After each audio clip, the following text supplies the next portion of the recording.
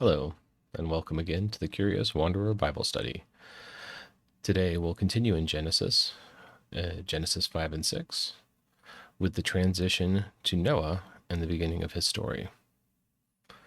Today I'd like to talk a little bit or use some of the information from episode 1, namely the axioms or basic beliefs that we can get from the first two chapters of Genesis. And so I'd just like to recap those. So the first axiom we had was everything depends on God. That was axiom 1. Comes from, in part, just seeing that in the beginning there was God, and God created the universe. The second axiom is that communication built and maintains the world. So God spoke the universe into existence. At each day, God spoke and things were created. Along the lines of communication are the next two axioms, 3 and 4. Communication requires steps, which we see from the steps in Genesis 1 about what happened on each day. And that communication requires a perspective or vantage point. So where are you coming from when you're communicating? Genesis 1 talks about sort of the whole universe being created and man at the end. Genesis 2 comes at it from a slightly different perspective and looks at man from a man's creation perspective, from man's creation perspective. The last three are different than the communication ones. We're meant for community. We see that from on day 6, after God has created everything, he declares everything very good. At the end of each day, he declares things good, but at the end of the last day, when everything's together, he declares it very good. We are meant to be together. The sixth one is the more removed from God we are, the more vulnerable we are. We see that in Eve being, she's not told the rule. We don't think, at least, it doesn't say so in the Bible. It says Adam is told the rule about not eating from the tree of the fruit of knowledge. The fruit of the tree of knowledge, sorry. But it's after God tells Adam that God creates Eve. So Eve didn't hear at least that statement of it. And last is that God has a plan and backup plans. God had a plan for creating the universe, and he followed that plan. And then whenever Adam and Eve sinned, he had a plan for both. They had to be expelled from Eden, but he did give them animal skins to start with. He had a plan for them. There were consequences, and then there was an immediate attempt as well to reconnect with them. Okay, so the 7 axioms.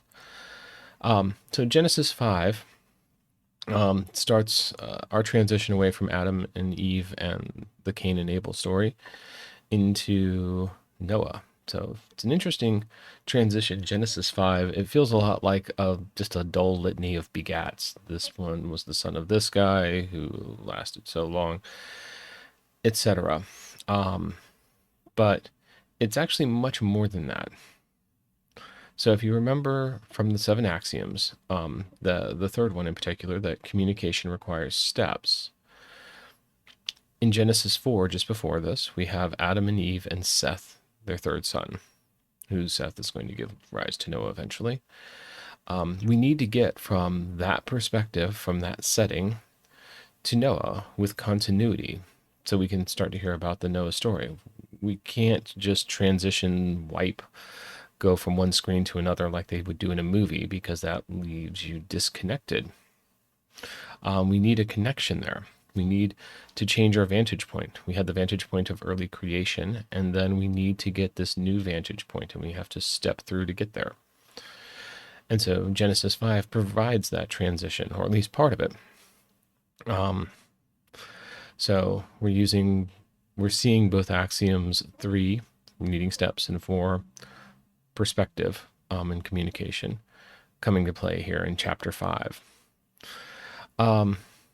So how long has it been since creation till Noah? And what's happened on the earth during that time? That's what Genesis 5 is trying to tell us. So we can answer these questions. First, if we add up the ages of the fathers when they had their sons, it totals up to 1,056 years. So from Adam to Noah's birth was 1,056 years. And then we hear that Noah was 600 years old when the flood came. So that is 1,656 years till the flood. So a lot of time there.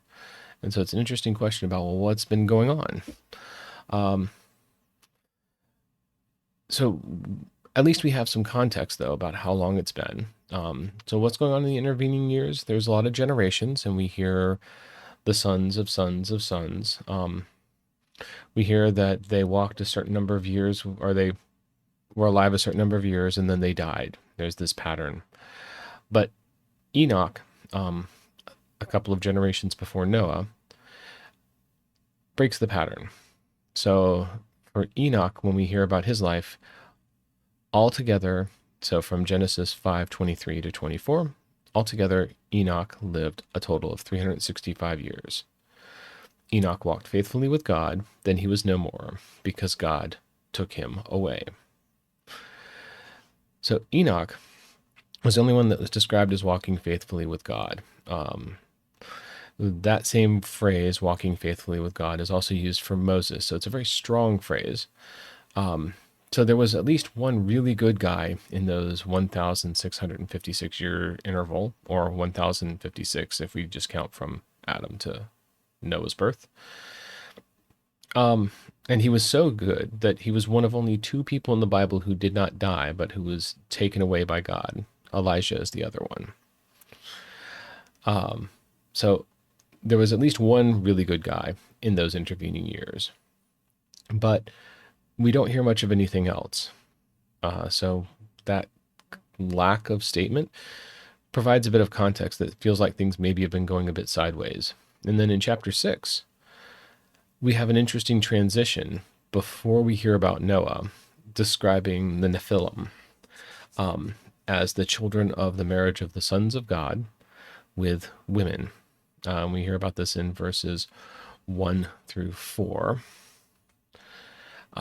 So give me a moment. I lost track of. So in the NIV version, when human beings began to increase in number on the earth and daughters were born to them, the sons of God saw that the daughters of humans were beautiful, and they married any of them they chose. Then the Lord said, My spirit will not contend with humans forever, for they are mortal. Their days will be 120 years. The Nephilim were on the earth in those days, and also afterward, when the sons of God went to the daughters of humans and had children by them. They were the heroes of old, men of renown. So we do know in those intervening years that we have the Nephilim, the daughters of men and sons of God. Now, interestingly, one of the uses of the genealogy and the transition in chapter 5, where we hear about Adam begetting Seth and Seth begetting and so on to Noah, is that we have a lineage for Noah. We know that Noah is not one of the Nephilim. He's not one of these heroes of old. So later on in chapter 6, we see that of all of the earth, the wickedness was so great. However, but Noah found favor in the eyes of the Lord. In verse 8, we see that. So, and then later on, in verse 9, this is the account of Noah and his family. Noah was a righteous man, blameless among the people of his time, and he walked faithfully with God. So, walking faithfully with God, just as Enoch did. It's an interesting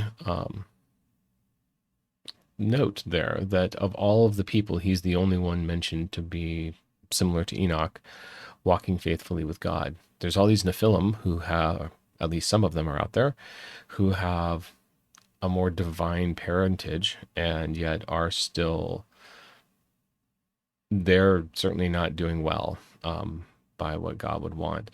I mean, and it's so corrupt. In verse 5 of this chapter, we see the following. the Lord saw how great the wickedness of the human race had become on the earth, and that every inclination of the thoughts of the human heart was only evil all the time. That's pretty bad. Verse 6 continues, the Lord regretted that he had made human beings on the earth, and his heart was deeply troubled. So we see it's bad, but there is a bright ray of hope. There is Noah. So we've sequenced, we've gotten from Adam to Noah. We've provided a change in context. Things have gotten really bad. We even have these great heroes of old who apparently are contributing. They certainly aren't solving the problem, at least. But it's so bad that something drastic has to be done. So just to recap quickly, I wanted to reiterate, the Nephilim, why are they mentioned here? I think it's to provide context for what the world was like, for that vantage point. There were great heroes of old walking the earth at that time and continued. And despite that, or despite their great strength and renown, the earth was full of wickedness. It maybe even because of it. You know, if you think you can handle everything on your own, you tend to fall away from what God's plan would be for you. They're separated from God, and the people were separated from God at the time. But remember Axiom 7, God always has a backup plan. He is going to destroy all the earth except the one family whose leader is blameless. So God has a backup plan. In verse 13 we hear, so God said to Noah, I'm going to put an end to all people, for the earth is filled with violence because of them. I am surely going to destroy both them and the earth. So retribution, but here's his backup plan. So make yourself an ark of cypress wood, make rooms in it, and coat it with pitch inside and out. Again, NIV version of that. So we see God has his backup plan already there. The plan is dangerous because it requires Noah to do a lot of hard work and not knowing what the end will be. But God does explicitly give Noah instructions, very detailed instructions. In Genesis 14 to 16, we see continuing that. So make yourself an ark of cypress wood, make rooms in it, and coat it with pitch inside and out. This is how you are to build it. The ark is to be 300 cubits long, 50 cubits wide, 30 cubits high. Incredibly precise measurements there. A cubit is about 1.5 feet. It's the length of a forearm. So, and then he's also supposed to make it with lower and upper decks. Make a roof for it, leaving below the roof an opening 1 cubit high all the way around. Put in the side of the ark, put a door in the side of the ark, and make lower, middle, and upper decks. So again, very detailed, oriented instructions, precise. By the way, side note, why talk about cubits? Cubits were, of course, the measurement of the time, the standard measurement, the length of a person's forearm. Now, of course, that varies from person to person, but it's really kind of useful because you don't need a fancy tape measure, which people didn't have, or a yardstick, which people didn't have. But you always had your forearm on you, so you could measure things. And so this kind of hints at God understands the context we're in, and he speaks to us in a way that we can hear it and make use of it. So God also commands Noah to bring mating pairs of all living creatures and to get enough food for everyone and everything, as we know. And we end this part of the story of Noah, the transition and the setup leading up to the flood, with the following words from God. In Genesis 6:22, we hear, Noah did everything just as God commanded him. So very active, very participatory, but very interesting as well. So just remember Axiom 2, that communication built and maintains the world. God communicated to Noah, and that communication was then put into action successfully by Noah. God is maintaining the world yet again through communication. He's cleaning it drastically, and we'll see more about that in the next time. But we see God communicating and using people to get his work done. Thank you for your time, and I hope to see you again soon.